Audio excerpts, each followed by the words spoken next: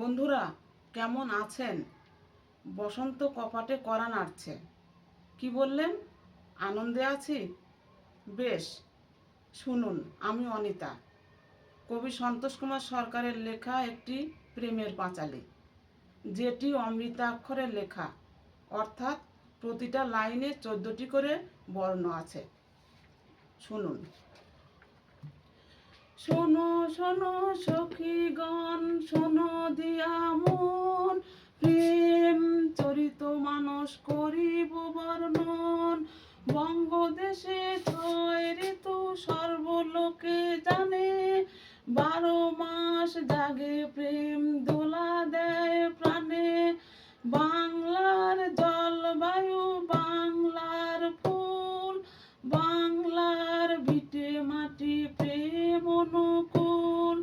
ফাল্গুনে পলাশ বনে বসন্ত আসে, 8 থেকে 80 প্রেম যমুনায় ভাসে। 14ই ফেব্রুয়ারি বিশ্ব প্রেম দিবস, উঁচু নিচু নির্বিশেষে প্রেমিক দিবস।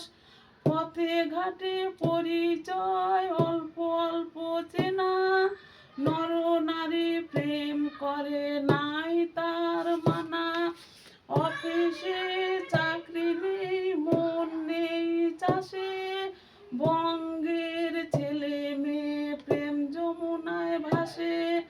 পুরাকালে প্রেম দিবস বিদেশেতে ছিল, ধীরে ধীরে বাঙালির মন জিতে নিল।